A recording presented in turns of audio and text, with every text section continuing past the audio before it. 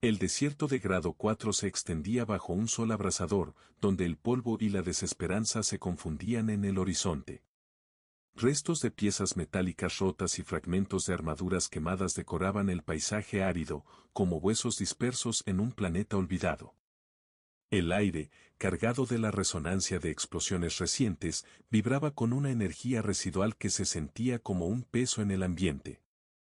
Las ráfagas de viento seco arrastraban ecos lejanos de gritos que ya no pertenecían a ningún ser vivo, en este espacio desolado, donde incluso las estaciones de rescate orbitales habían abandonado la zona. En medio de este caos, un ser solitario desobedeció las estrictas normas de evacuación. El piloto de nave Kieran Saldaña aterrizó su aeronave táctica en la región más peligrosa, desafiando los protocolos que le ordenaban retirarse. Había recibido una señal extraña, un mensaje de socorro cifrado, que se repetía con una frecuencia inquebrantable desde una fuente oculta bajo una duna colapsada.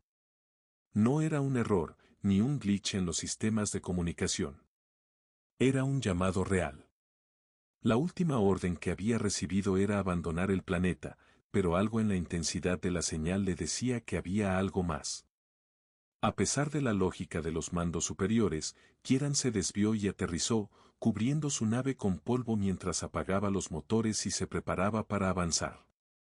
La escena ante él era un campo de destrucción, cuerpos mecánicos destrozados, yaciendo bajo la pesada capa de calor que emanaba de las explosiones recientes. Entre la maleza de fragmentos metálicos, Kieran encontró lo que parecía una mujer alienígena, atrapada bajo un conjunto de escombros y piezas de un exoesqueleto destruidos. Su piel era de un tono verde profundo, pero lo más impactante era la serenidad en su rostro, a pesar del sufrimiento evidente. El cuerpo de la extraterrestre no era humano, pero tampoco representaba una amenaza inmediata. Su piel mostraba signos de quemaduras graves, y el brazo izquierdo estaba destrozado, fusionado con su tecnología biomecánica, ahora inerte. Kieran no tuvo que pensarlo mucho. Se arrodilló a su lado, y sin pedir permiso, comenzó a quitar los escombros. El calor quemaba sus guantes, pero logró liberar lo suficiente para atenderla. Usando los productos de primeros auxilios de su nave, inyectó compuestos regenerativos en su cuerpo, aunque se notaba que su biología alienígena rechazaba parte de los tratamientos. No obstante, algo comenzó a suceder, las líneas de energía en su cuerpo brillaron débilmente, lo que indicaba que la vida no se había extinguido por completo. Con una fuerza inesperada, Kieran cargó a la mujer sobre sus hombros y comenzó a regresar a la nave. Cada paso era un desafío bajo el sol abrasador, mientras el aire caliente lo envolvía. Una vez dentro de la nave, convirtió la cabina en un improvisado centro de atención médica.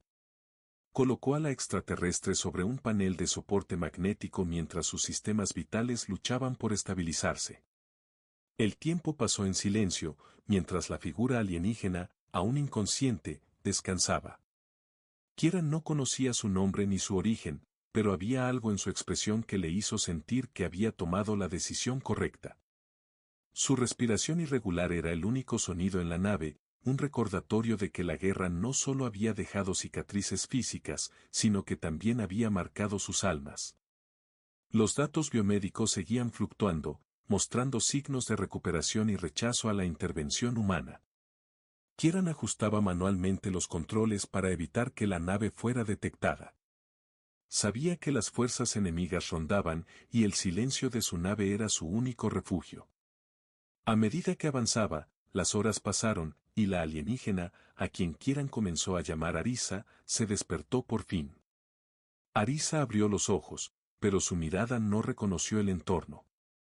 Parecía confundida, como si aún estuviera atrapada en un sueño lejano.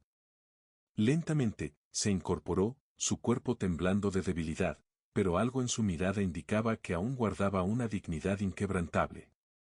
Sus ojos, llenos de desconfianza, se encontraron con los de Kieran. No le preguntó nada, pero su expresión era clara: ¿por qué la había salvado? El piloto no respondió de inmediato. Durante los siguientes días, Arisa permaneció en silencio, observando desde su rincón mientras su cuerpo se recuperaba a su propio ritmo. Kieran la alimentó, pero no hizo preguntas. Sabía que el dolor de la traición y la desconfianza pesaban más que cualquier gesto de compasión.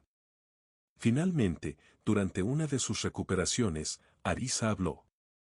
Fue una declaración fría, sin emoción, pero clara. Dijo que sabía que había sido dejada atrás intencionalmente, no por error, sino como un sacrificio. Su unidad, en un momento crítico, la había marcado como una pérdida. Kieran no se sorprendió. Había servido en demasiados frentes donde la eficiencia valía más que las vidas. Pero ver cómo alguien como Arisa, alguien que aún luchaba por mantenerse en pie, había sido descartada tan fácilmente, le dio una perspectiva nueva. Al final, Arisa comenzó a hablar más, lentamente, mientras se recuperaba. Kieran evitaba hacer preguntas personales, respetando el espacio que ella necesitaba. Sabía que salvarla no era solo un acto de valentía, sino también un acto de redención, tanto para ella como para él. Mientras la nave atravesaba rutas no registradas, ambos continuaron en su silencioso viaje. Kieran evitaba las rutas conocidas, cruzaba cinturones de asteroides y estaciones abandonadas, ganando tiempo, estabilizándola y planeando su próximo paso. Fue durante uno de esos trayectos que Arisa se levantó por sí sola. Aunque sus movimientos eran vacilantes, su determinación era clara. Se acercó a la ventana lateral y, por horas, observó la superficie de una luna helada flotando en la oscuridad del espacio. Ya no parecía una soldado derrotada. Ahora, era una figura atrapada entre dos mundos, lo que fue y lo que podría ser. Entre sectores olvidados del espacio y regiones de interferencia, donde el anonimato era vital, Kieran Saldaña continuaba su viaje. Evitaba deliberadamente la mirada de cualquier satélite de vigilancia que pudiera seguir su rastro, pero la tensión no solo provenía del exterior. En el interior de la nave, algo comenzaba a gestarse entre él y la extraña alienígena que ahora compartía su espacio. No se trataba de confianza, al menos no aún, pero sí de una comprensión tácita. La supervivencia mutua no era un accidente, sino un destino compartido. La relación entre ambos había cambiado, aunque de manera sutil, sin grandes gestos ni palabras.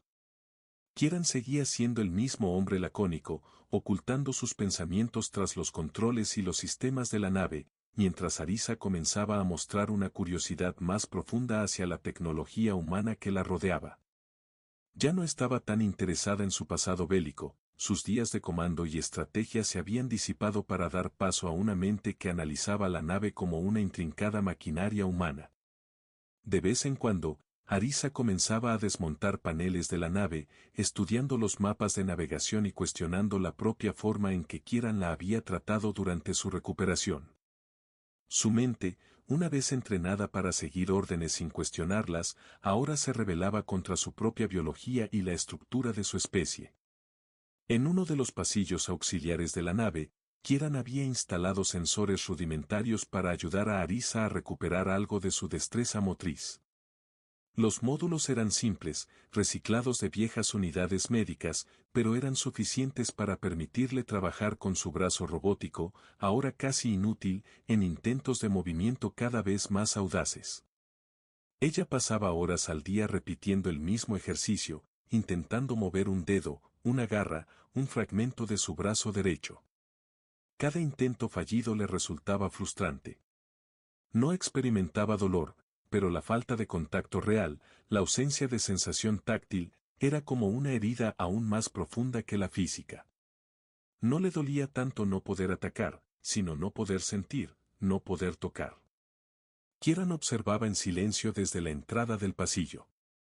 Los fallos de Arisa le recordaban sus propios fracasos, los traumas de misiones perdidas y compañeros caídos, las decisiones que todavía resonaban en su conciencia como interferencia constante. Pero a pesar de todo, ver a Arisa persistir, negándose a ceder ante el colapso, lo mantenía anclado en la nave. Había una fuerza en ella que no dependía de su armadura ni de su rol como símbolo de poder alienígena. Era una fuerza silenciosa, obstinada, que se aferraba a cada progreso como si fuera una victoria táctica, y Kieran comenzaba a reconocerla. El séptimo día de vuelo fue diferente. Las alarmas de proximidad se encendieron con pulsos apagados, alertando a Kieran de la presencia de un carguero civil, pero con un transpondedor pirateado, transmitiendo en una frecuencia utilizada por comerciantes renegados. Kieran no dudó. Tomó el control de la nave, redujo la velocidad y ajustó la trayectoria. En estos sectores olvidados, el anonimato era más importante que cualquier defensa. Decidió hacer un encuentro rápido en una órbita muerta, manteniendo los motores apagados y los sistemas en espera. Lo que Arisa no esperaba era que el carguero trajera consigo algo que ella pensaba ya perdido, una parte de sí misma. Cuando el carguero atracó, Kieran abordó con cautela para intercambiar suministros. Uno de los tripulantes, un tecnólogo de bajo rango con implantes rudimentarios, entregó un paquete sellado en material poliacero negro. Dijo que lo había recuperado de una estación médica abandonada en un remoto sector.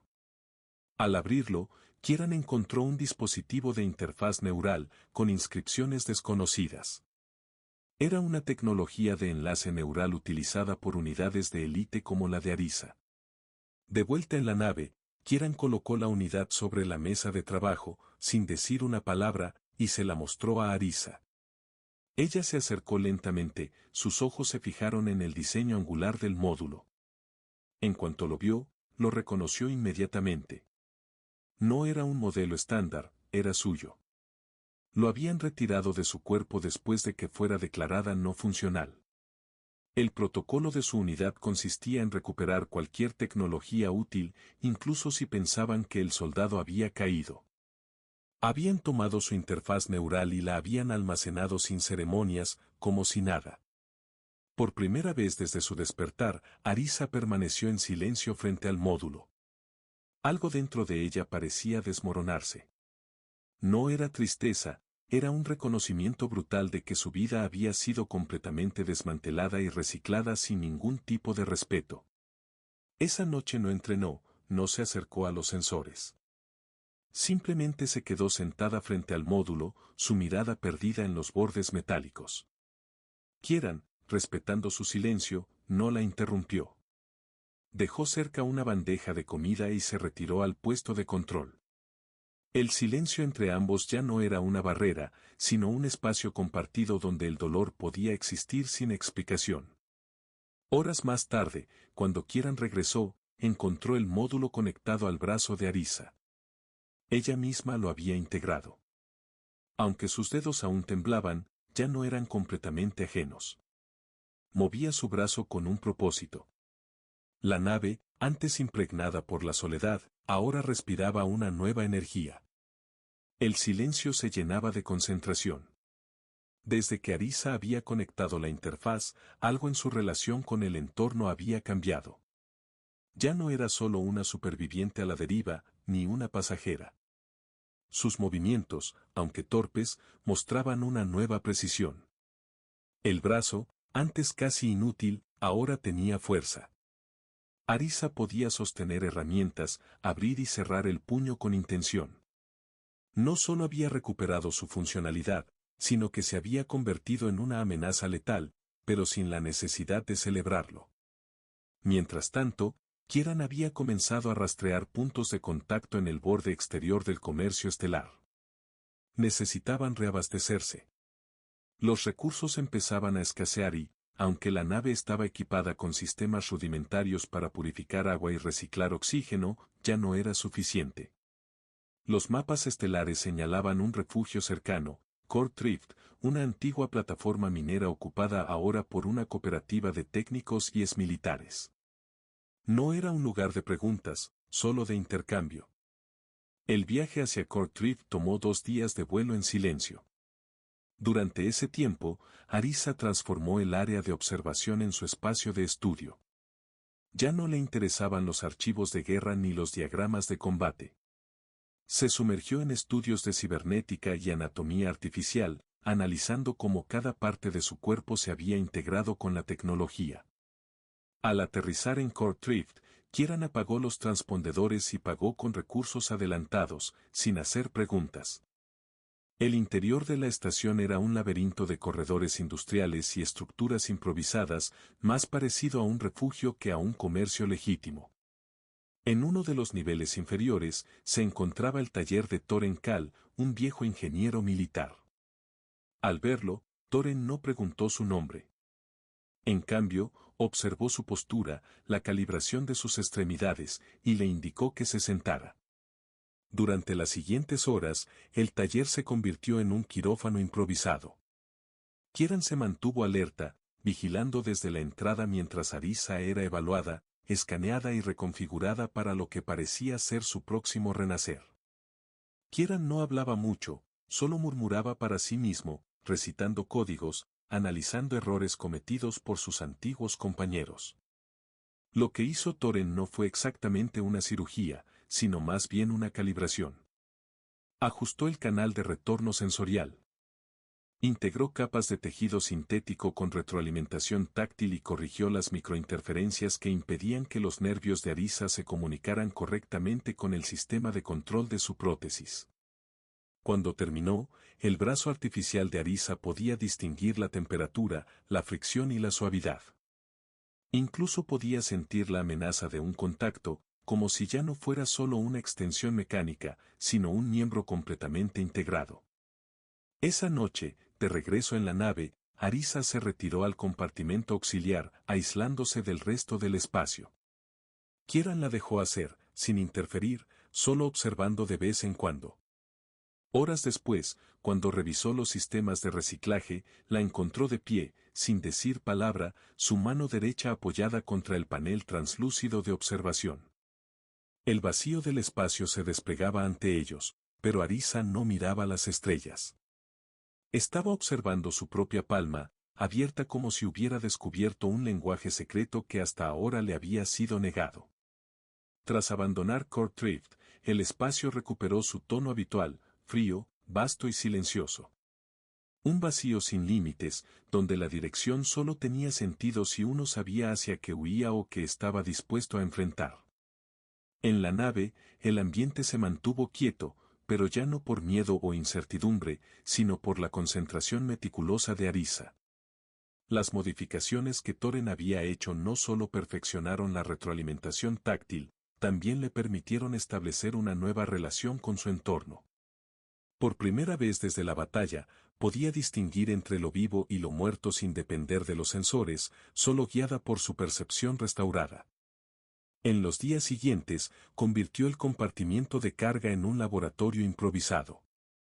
Sustituyó cajas vacías por mesas plegables, donde conectaba lecturas y analizaba impulsos, ensayando movimientos complejos. Las herramientas que antes sostenía con torpeza ahora respondían a cada movimiento de sus dedos, como si fueran parte orgánica de un cuerpo recién renacido. Kieran, al verla, entendió que el tiempo del cuidado ya había quedado atrás. Arisa ya no era una paciente, ni siquiera una soldado en recuperación. Se había transformado en algo que ninguna doctrina militar podría clasificar, y eso lo inquietaba tanto como lo fascinaba. El detonante de lo que vino después no fue un ataque ni una señal externa, sino una transmisión archivada y olvidada hasta ese momento. Apareció como un fragmento de eco residual en una de las grabaciones del módulo neural de Arisa. Ella la encontró por accidente mientras sincronizaba sus movimientos con los patrones de control gravitacionales. La voz, metálica y distorsionada, pero inconfundiblemente sartana, documentaba su estado físico minutos después de haber sido declarada inoperativa, activo 017ZV confirmado. Sin utilidad estratégica. Orden de recuperación de piezas biotecnológicas cumplida. Estado irrelevante. La grabación no duraba más de 10 segundos, pero fue suficiente. Durante horas, Arisa no habló. Se encerró en el pasillo más apartado de la nave, activó el campo de privacidad acústica y se sentó en el suelo, con la espalda contra la pared. El brazo prostético estaba cubierto con un lienzo térmico. Lo que la grabación había dicho no era nuevo, Arisa ya lo intuía, pero escuchar las palabras capturadas en la fría cadena de mando le devolvía una parte de sí misma que había enterrado por conveniencia. La furia no era destructiva, sino sólida, precisa, dirigida. Por primera vez desde que fue abandonada, Arisa entendió que no solo la habían dejado atrás, sino que la habían reducido a piezas, a un objeto. Kieran la encontró allí, horas después, aún en la misma posición, inmóvil. No la interrumpió, solo se sentó frente a ella, en silencio, hasta que el campo acústico se desactivó y los sonidos del interior volvieron a flotar entre ellos. Arisa levantó la vista y, por primera vez, habló no como alguien que narraba un dolor, sino como alguien que formulaba un objetivo. Quería acceso al núcleo de comunicaciones de la red Sartana, pero no para destruirla ni sabotearla. Su único propósito era insertar un mensaje. Un solo mensaje que rompiera el silencio en el que había sido sepultada. Kieran comprendió de inmediato la magnitud de su petición. No se trataba de un ataque, sino de reclamar existencia.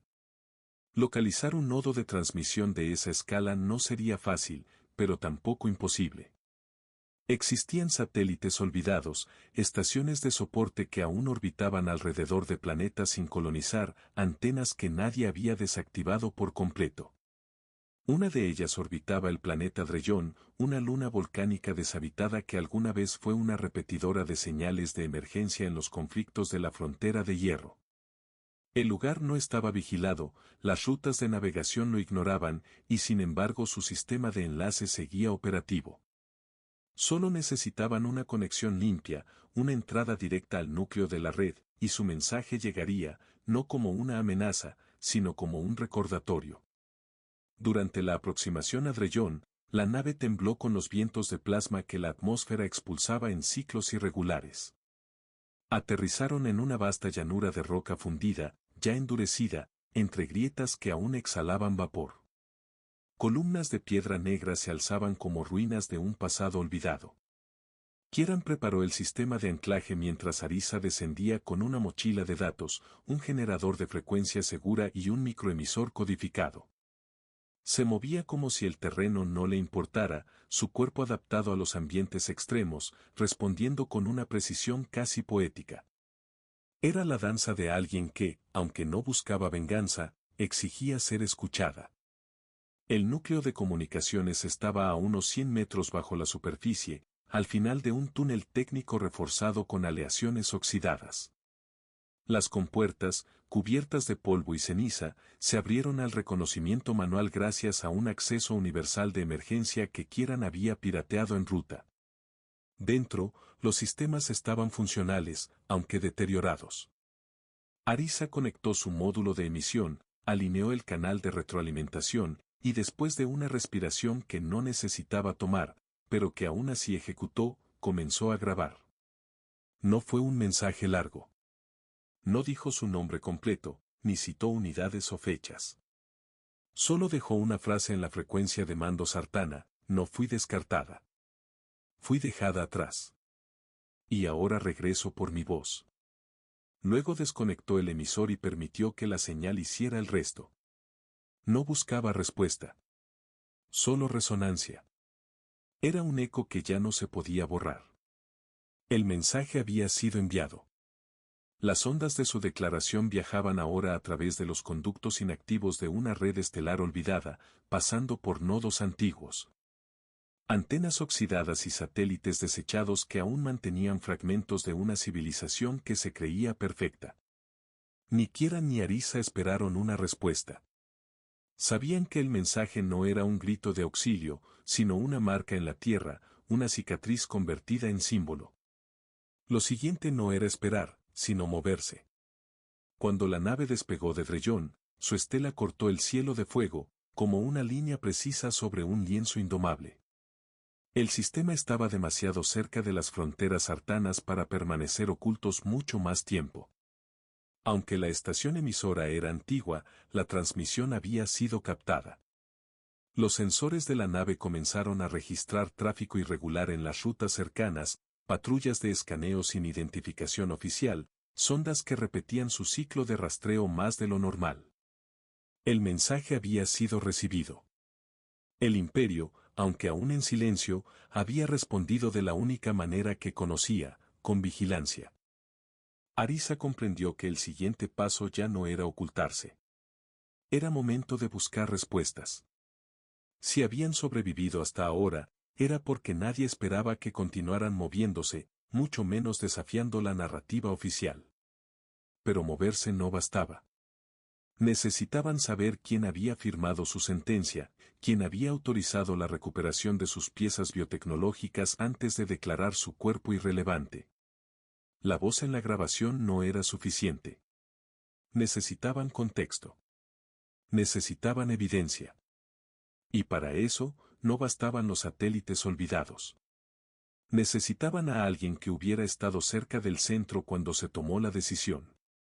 Kieran, tras revisar su red de contactos pasados, propuso dirigirse a un anillo orbital desmantelado conocido como Banks 7, un antiguo bastión de soporte para flotas auxiliares. Ahí, en el subnivel K-Delta, se encontraban los exoperadores, los técnicos prófugos y los soldados renegados, los que sabían algo más de lo que se escribía en los archivos oficiales. El viaje hacia Banks 7 no fue lineal. Kieran pilotó la nave por rutas comerciales obsoletas, utilizando triangulaciones de pulsos solares para evitar escáneres activos, cruzando en la oscuridad entre sistemas, mientras los motores se apagaban para reducir la firma térmica. Durante este tiempo, ambos permanecieron en silencio, compartiendo raciones recicladas y durmiendo por turnos. El espacio, en esa fase, no era solo un escenario. Era un velo, algo que debía cruzarse en sigilo absoluto, para no despertar a los ojos que comenzaban a girar hacia ellos. Al acoplarse al anillo orbital, la sensación fue diferente.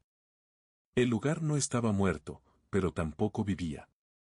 Banks 7 era una reliquia. Luces intermitentes, gravedad artificial inconsistente y un laberinto de corredores donde el metal oxidado se fusionaba con hongos atmosféricos que se alimentaban de la condensación estancada. Arisa caminaba sin mostrar repulsión.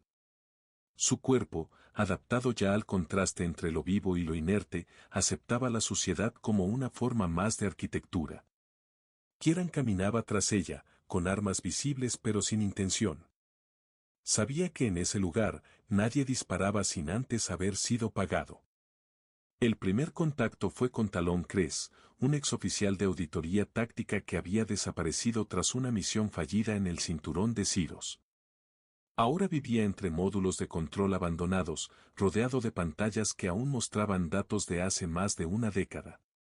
Sus ojos estaban velados por una cirugía mal realizada, y sus manos temblaban debido a implantes nerviosos mal desinstalados.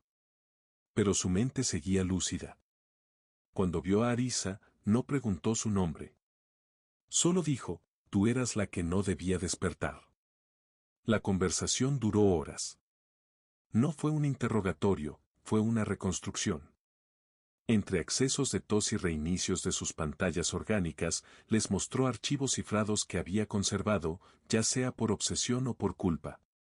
En esos archivos figuraba la directiva ZT-4RA, un protocolo de eliminación silenciosa para unidades que, tras fallar en operaciones clave, eran consideradas un riesgo propagandístico. El objetivo no era la eficiencia militar, sino el control simbólico. Según los documentos, Arisa no fue abandonada por error. Fue sacrificada como mensaje. El objetivo era mostrar que incluso los íconos podían ser desechados. La orden había sido firmada por un comité secreto de vigilancia moral, y entre los nombres de los responsables, uno destacaba, Comandante Alben Re, estratega de imagen pública en campañas interplanetarias. Arisa no reaccionó con furia, no gritó. Solo observó los nombres en la pantalla, y luego bajó la vista hacia sus propias manos, que ahora podían sentir la vibración de los generadores fallando detrás de las paredes de la estación. Lo que le habían quitado no solo era su cuerpo ni su estatus. Le habían arrebatado la posibilidad de elegir cómo caía, negándole incluso el honor de ser derrotada con dignidad. Kieran lo comprendió sin que ella dijera una palabra. Y por eso, cuando regresaron a la nave, no hablaron de venganza, sino de exposición. El siguiente movimiento no sería silencioso. Las coordenadas del archivo firmado por Alben marcaron un punto invisible en el mapa galáctico. No estaba en una base militar ni en una estación diplomática. El centro de operaciones del comandante Sartano estaba ubicado en una plataforma civil con fachada académica, en órbita baja sobre el planeta OK3. Un mundo lluvioso, saturado de vegetación, donde las instalaciones administrativas se camuflaban entre centros de observación climática y laboratorios de análisis atmosférico. Nadie esperaría que desde allí se orquestaran decisiones de eliminación simbólica. Ese era el secreto, esconder lo monstruoso bajo la apariencia de lo razonable. Kieran trazó la ruta sin dudarlo. Ya no había espacio para rodeos. Cada día que pasaban en silencio era un día más en el que la versión oficial seguía imponiéndose. La nave voló a través de corredores periféricos, acercándose al anillo orbital del sistema OEM, donde desplegaron un protocolo de infiltración bajo identidad civil. Con códigos de investigación falsificados y documentos reconstruidos con datos de estaciones mineras extintas. El riesgo era máximo, pero Arisa ya no lo percibía como una amenaza. Si los descubrían, morirían, pero morirían dejando una verdad visible, no sepultada. Durante el viaje, Arisa no descansó.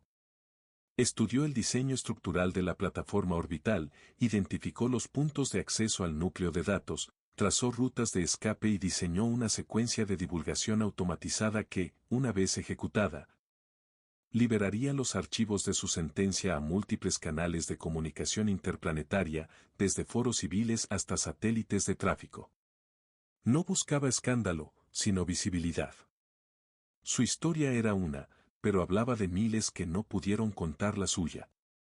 El silencio impuesto sobre ella era solo una hebra en una red de silencios más grande, y ahora estaba dispuesta a cortarla.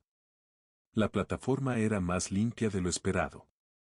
Pasillos blancos, paredes cubiertas de paneles informativos sobre estudios atmosféricos y un personal compuesto por científicos, técnicos y asistentes de proyectos ecológicos. Arisa caminaba con el rostro parcialmente cubierto por un visor transparente que alteraba sus rasgos. La armadura había sido sustituida por un uniforme de bioingeniería reciclado, sin armas visibles. Kieran, por su parte, vestía como operador técnico de sistemas de ventilación. Eran dos sombras insertadas en una cotidianidad que no las reconocía, y eso era lo que hacía que la operación funcionara. Llegar al núcleo de datos no fue difícil. El verdadero desafío fue acceder sin activar los protocolos de auditoría.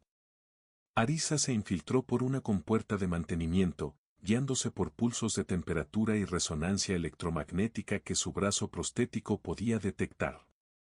Kieran se mantuvo en un nivel superior, desviando señales e interfiriendo temporalmente los escáneres de actividad no registrada. Todo estaba sincronizado, una operación quirúrgica, limpia, sin violencia, hasta que Arisa se encontró con él. Albenre no estaba en su oficina ni en la sección de mando. Estaba en un ala lateral, supervisando un proyecto de terraformación para zonas inhabitables en planetas de clase K. Su apariencia era diferente a la registrada. Más delgado, con el cabello canoso recortado con precisión, ojos implantados de análisis térmico, y vestido con una bata de investigación. Nadie habría adivinado que era uno de los arquitectos de la manipulación simbólica más cruel del aparato sartano. Y sin embargo, allí estaba, dictando instrucciones a un técnico de campo sobre el grado de humedad óptima para musgos sintéticos. Una banalidad cultivada sobre los restos de miles como ella. Arisa se detuvo. No lo atacó, no levantó la voz, no reveló su rostro. Simplemente esperó a que él la notara. Cuando Alben giró y la miró, no la reconoció, no de inmediato. Su primer impulso fue protocolario, preguntando si necesitaba algo, pero entonces algo cambió. Tal vez fue la postura, o el silencio, o sus ojos. Él supo. Sus labios pronunciaron su nombre en voz baja, como si no pudiera creer que estuviera viva, Belrun. En ese momento, ella habló. No para acusarlo, no para suplicar, sino para preguntar. ¿Por qué? ¿Por qué firmó la orden? ¿Por qué consideró que su caída debía ser encubierta? ¿Por qué su cuerpo debía ser desmantelado? ¿Por qué su historia debía desaparecer? Alben no mintió, ni se defendió.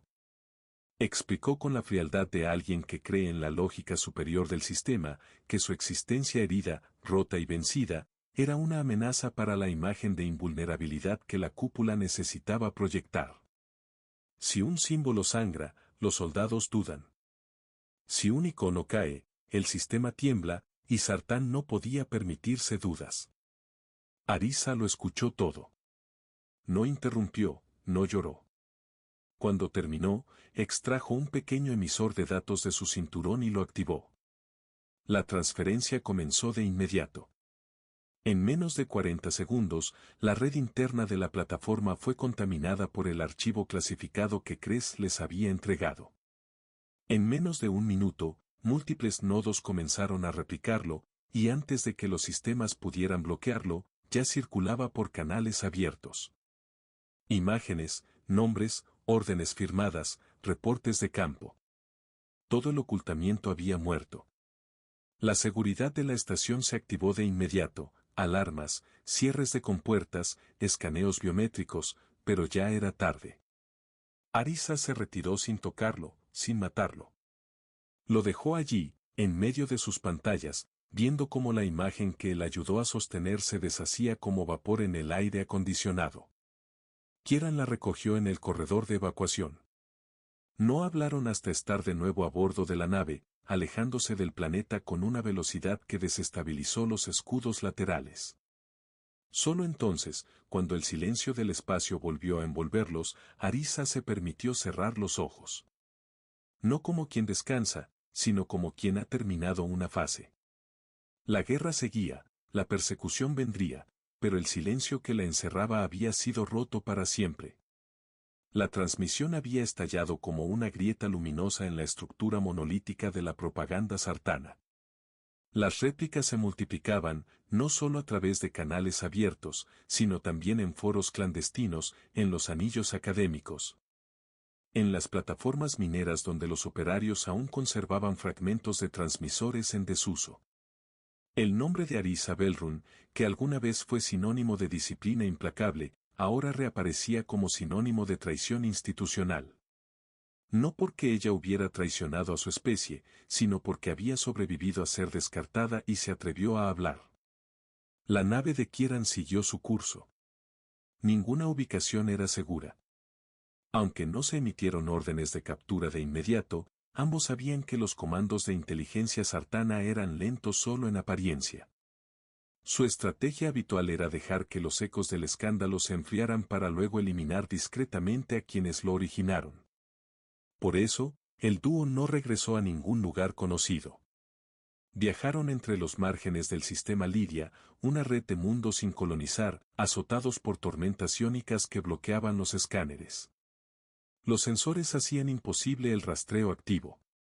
No era cómodo, pero era invisible, y en ese anonimato se refugiaron durante los días posteriores al colapso informativo. Allí, en la atmósfera ácida de un pequeño planeta sin nombre, Kieran encontró una caverna subterránea lo suficientemente estable como para convertirla en un refugio temporal. El suelo estaba cubierto de polvo rojo fino, y las paredes, salpicadas de minerales fosforescentes, emitían una luz azul tenue que permitía ver sin necesidad de electricidad. Usaron partes recicladas del sistema auxiliar de la nave para establecer una cápsula de descanso y un centro de procesamiento con una batería solar pasiva.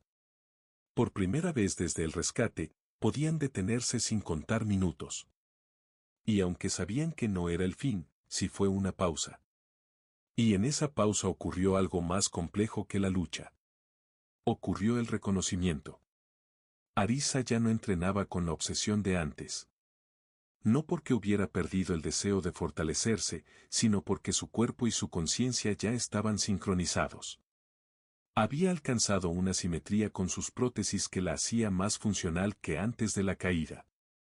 Cada impulso respondía con exactitud, cada movimiento encontraba su eje. En lugar de perfeccionar lo que ya estaba integrado, comenzó a enseñarle a Kieran cómo adaptar ciertos elementos biotécnicos que había modificado en sí misma. Por las noches, a la luz pálida de las rocas, discutían sobre rutas de escape, pero también sobre estructuras mentales, sobre lo que significaba vivir después de haber sido borrado. Lentamente, el vínculo entre ellos mutó. No fue una confesión ni un momento súbito de intimidad, fue acumulación. Una mirada prolongada mientras ajustaban los estabilizadores térmicos. El gesto silencioso de Kieran cuando notaba que Arisa no había dormido. La forma en que ella permitía que él reparara los sellos de su traje sin supervisarlo. Confianza real, no la que nace del deber ni la que se impone por supervivencia, sino la confianza de quienes han caminado juntos en el dolor y no han exigido explicaciones. Pero esa tregua no duró. La noche anterior al 10º ciclo en la caverna, una señal de rastreo se filtró en uno de los sistemas de monitoreo pasivo. Era un pulso discontinuo, disfrazado como eco atmosférico, pero repetido a intervalos exactos, demasiado exactos. Arisa lo detectó primero, lo analizó durante horas, lo descompuso en capas de frecuencia. El resultado fue claro, habían sido localizados, no por casualidad. Alguien había activado un protocolo de búsqueda específico para su firma combinada, piloto humano con nave tipo AS, acompañado por un ente biomodificado con señales artanas no registradas. No era una orden genérica, iban por ellos. El tiempo se redujo a lo esencial. Kieran activó los sistemas de emergencia. Recogieron lo poco que habían desplegado. Arisa transfirió todos los datos restantes a una cápsula de almacenamiento físico y la integró en su propio brazo, protegida por una capa de aleación imposible de rastrear a distancia. Ya no podían confiar en que otro satélite los escuchara. Si caían, la información debía ser sellada con ellos. No permitirían que fuera borrada otra vez. Cuando despegaron del planeta, las nubes ionizadas ofrecieron una breve protección, pero el caza que los perseguía era veloz. Un modelo de interceptación Baydax, diseñado para operar en entornos hostiles y adaptarse a maniobras evasivas. No portaba insignias, pero eso lo hacía más peligroso. En el mundo de las operaciones encubiertas, la falta de identidad era la firma más clara. Kieran maniobró con una precisión casi suicida, atravesó canales de plasma, hizo caer la nave a través de campos de asteroides y desactivó todos los sistemas de navegación para volverse un fantasma. Pero no bastó. El primer impacto los alcanzó en el costado trasero. No fue una explosión total, pero el estabilizador gravitacional colapsó. Comenzaron a girar sin control. En ese momento, Arisa no esperó órdenes. Se conectó directamente al núcleo de la nave. Su interfaz neural se fusionó con el sistema y tomó el control de los estabilizadores manuales. Su mente se convirtió en la piloto y, por primera vez, fue ella quien guió a Kieran. Fue ella quien encontró la grieta gravitatoria que podía llevarlos a un salto no autorizado, una onda de distorsión cuántica generada por el choque de campos solares. Era una posibilidad en 1000, pero la tomaron. El salto fue brutal. La nave se descompuso parcialmente en el proceso, y cuando salieron del vórtice, lo hicieron al borde de la colisión estructural. El casco crujía, la temperatura interna se disparó, y los sistemas de respiración se apagaron por casi un minuto completo. Pero estaban vivos. El enemigo había quedado atrás. La nave flotaba sobre un cinturón de roca inerte en un sistema sin nombre, sin mapas, sin rutas. No sabían dónde estaban, pero por primera vez en mucho tiempo, tampoco les importaba. En la penumbra de la nave herida, Kieran y Arisa permanecieron sentados uno junto al otro, sin hablar. Ambos respiraban con dificultad. Ambos sabían que lo siguiente sería más difícil, pero también sabían que ya no eran los mismos que huyeron de la muerte al borde de un cráter. Habían cambiado. Habían quebrado el relato, y por ello, aun con los cuerpos marcados por el cansancio, se sentían más libres que nunca. El silencio del sistema desconocido al que habían saltado parecía absoluto, pero no era el silencio de la paz, sino el de un cementerio cósmico. Orbitaban un sol apagado, rodeado por restos de estaciones destruidas, fragmentos congelados de naves que habían sido devoradas por la deriva y asteroides que no obedecían más a leyes gravitatorias, sino a la dispersión caótica. No había señales de vida, no había rutas comerciales. El sistema no aparecía en ningún registro, ni siquiera en los bancos de datos de exploración automatizada. Era como si el universo hubiera decidido que allí no existía nada que mereciera ser nombrado. Y sin embargo, allí estaban ellos, Kieran y Arisa. Pasaron los primeros días reparando la nave con lo que quedaba. No podían pedir ayuda, y aunque el motor de salto aún funcionaba, el estabilizador de masa había quedado dañado, lo que implicaba que otro salto en esas condiciones probablemente los mataría.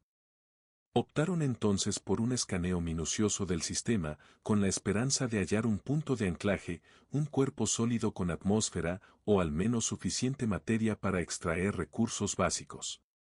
Después de 2 ciclos sin éxito, detectaron una señal intermitente proveniente de un cuerpo celeste irregular cubierto en su mayor parte por capas de roca negra, con una órbita extremadamente lenta. Aterrizaron con dificultad en una planicie fragmentada. El aire era respirable si se filtraba con una doble capa de conversión y la gravedad, apenas inferior a la terrestre. Lo primero que les llamó la atención fue que no estaban solos. Los sensores registraban movimiento a intervalos regulares, pero no provenía de vida orgánica. Las estructuras esparcidas por el lugar eran biotecnológicas, similares a esqueletos de criaturas extintas que alguien había transformado en arquitectura. Torres torcidas con placas que parecían piel marchita se alzaban como memoriales de una civilización olvidada. Todo era demasiado perfecto para haber sido erosionado naturalmente. Estaban en un mundo artificialmente extinto. La exploración les tomó 2 días. Descubrieron túneles que descendían por capas subterráneas y cámaras vacías que alguna vez almacenaron energía o seres vivos, pero ahora solo albergaban el eco de lo que fue. En el tercer día, Kieran encontró una estructura central, un tipo de núcleo compuesto por una esfera suspendida sobre un campo antigravitacional. Estaba intacta, rodeada por anillos de metal vivo que aún pulsaban con energía latente. Arisa se aproximó sin miedo, tocó uno de los anillos y sintió una vibración profunda, no solo en su brazo biotecnológico, sino en su pecho. Era como si esa tecnología aún esperara algo.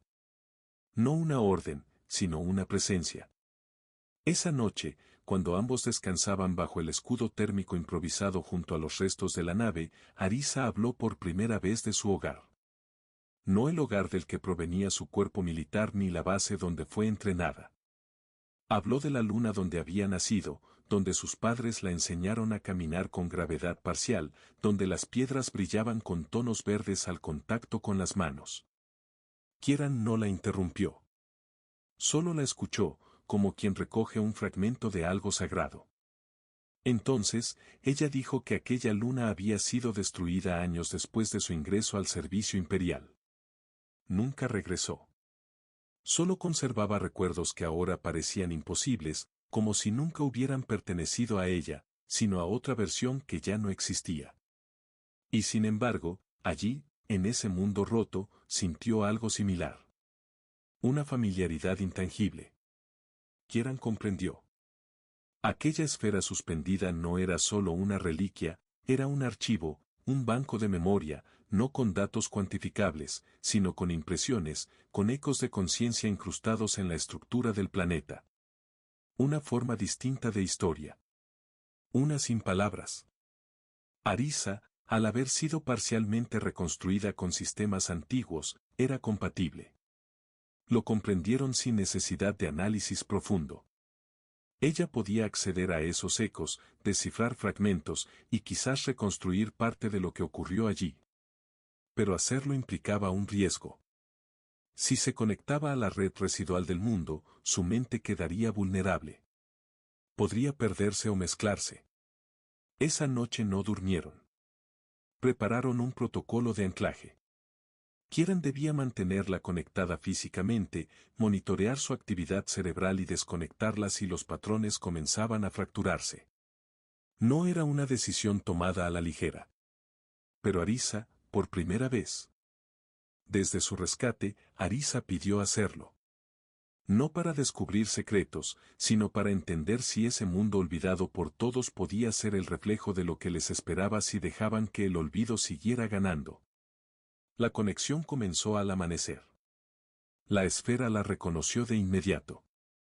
Su brazo se integró a los anillos, y su columna se tensó mientras su mente era arrastrada hacia una red de recuerdos que no le pertenecían, pero que reconocía.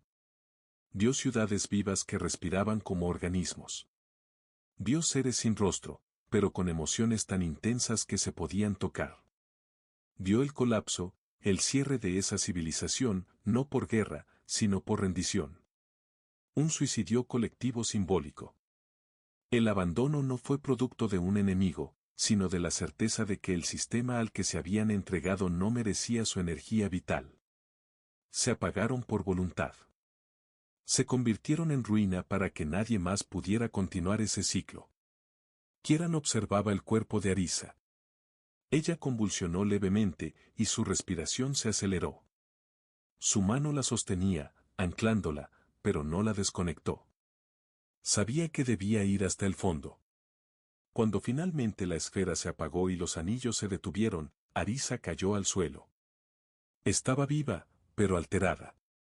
No herida, sino modificada.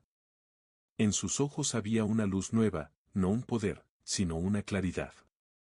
Dijo que comprendía, que ahora sabía por qué había sobrevivido, y que su lucha no era solo por su nombre ni por venganza.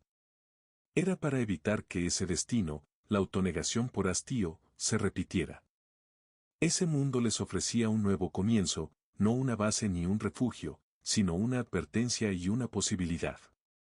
Allí, donde otra civilización se había rendido, ellos podían construir algo nuevo, algo pequeño, pero real.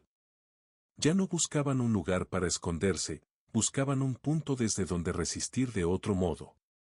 Y con la nave aún dañada, pero con una comprensión distinta de lo que era seguir, decidieron quedarse. El tiempo dejó de medirse en ciclos estándar. En el planeta sin nombre, los relojes no servían de mucho. Los días eran largos, y el sol apenas emitía luz suficiente para marcar la diferencia entre amanecer y anochecer. Pero Kieran y Arisa crearon un ritmo propio. Usaban los pulsos residuales de la esfera dormida para registrar sus jornadas y organizar las tareas. La nave, aunque aún no reparada del todo, servía de laboratorio y generador. Las estructuras alienígenas, antes vistas como ruinas, comenzaron a integrarse a su vida. Modificaron algunas para crear depósitos, otras para recoger la humedad atmosférica. Lo que parecía el final de todo se transformó en la primera piedra de algo diferente. No construyeron una base ni un refugio en sentido militar. Lo que hicieron fue algo más profundo. Levantaron un espacio donde la memoria y la vida pudieran coexistir sin ser deformadas por el deber o la política. Cada elemento que reparaban, cada fibra que reciclaban, era una declaración silenciosa de que no volverían a pertenecer a ningún sistema que obligara a negar el dolor o a camuflar la verdad. La historia que compartían, la de la traición, la de la caída, la de la lealtad sin razón, dejó de ser un peso y se convirtió en cimiento. Arisa dedicó gran parte de su tiempo a la restauración de los anillos de la esfera. Ya no para conectarse de nuevo, sino para preservar su estructura y evitar que se apagaran del todo. Su conexión previa le había mostrado que aquella civilización no dejó mensajes, pero sí emociones encapsuladas. Si esas emociones se disipaban, nada quedaría. Así que diseñó un protocolo pasivo de reactivación sensorial, fragmentos de vibración, frecuencias armónicas y campos térmicos que se activarían cada cierto tiempo para mantener viva la resonancia emocional. Era, en su propia forma, una ceremonia continua, un acto de duelo y de resistencia. Kieran, por su parte, enfocó su energía en la nave. Rediseñó por completo el núcleo de energía, usando partes de los muros biotecnológicos. Aunque sabía que no abandonarían el planeta por ahora, quería asegurarse de que la nave pudiera al menos moverse por la órbita. No era una estrategia de huida, sino una posibilidad. Como él mismo dijo una noche, sentados bajo las torres Espina del Norte, no siempre vamos a estar solos. Algún día alguien va a llegar aquí, y cuando lo hagan, tenemos que estar listos para decidir si nos mostramos o no. Ese día llegó más pronto de lo esperado. En el siglo 84 desde su llegada, una sonda de reconocimiento atravesó la atmósfera. No era sartana ni humana, era de origen mixto. Una combinación de tecnología de los mundos del Pacto Libre y sistemas de rastreo usados por comerciantes de largo alcance. No transmitía amenaza, pero sí curiosidad. Era un explorador. Lo siguieron otras dos sondas en ciclos diferentes. Nunca descendieron, nunca emitieron señales hostiles, pero los habían encontrado. Arisa no se ocultó. Instaló un transmisor pasivo en una de las torres restauradas. No con un mensaje de advertencia ni de ayuda, sino con un registro completo de su historia, desde su caída en el campo de batalla hasta su conexión con la esfera, desde su abandono hasta el rescate por parte de Kieran. Desde la traición hasta la decisión de quedarse. Todo estaba allí, en formato abierto, con acceso libre. Si alguien quería saber, podía leerlo, pero no exigían justicia ni reivindicación. Solo ofrecían la verdad como semilla. Las ondas se retiraron, no volvieron, pero sabían que el mensaje había sido recibido. Porque días después, uno de los cielos del planeta cambió. Apareció una aurora extraña, no generada por el campo magnético local, sino proyectada desde órbita. Era una señal simbólica, un reconocimiento silencioso. Alguien, en algún lugar, había entendido. No sabían si era aliado o enemigo, pero no importaba. No estaban solos. Los años pasaron. El planeta cambió. Las estructuras biotecnológicas, antes pasivas, comenzaron a responder a los impulsos de mantenimiento de Arisa. Algunas emitían calor, otras abrían rutas internas que antes estaban selladas. Era como si el mundo mismo hubiera reconocido en ellos un eco familiar, una voluntad que se negaba a apagarse. Para entonces, ya no eran soldados, ni fugitivos, ni víctimas. Eran testigos. Y eso era suficiente. El último gesto lo hizo Kieran. Talló con una herramienta primitiva una placa de aleación reciclada. En ella, escribió en 3 lenguas, humano estándar, simbología sartana y pictogramas de la antigua civilización. Una única frase: aquí no comenzó la guerra, aquí terminó el silencio. La colocaron frente a la esfera, como un punto fijo en el caos del tiempo. Un nombre, un lugar, un mensaje. Y luego, simplemente vivieron.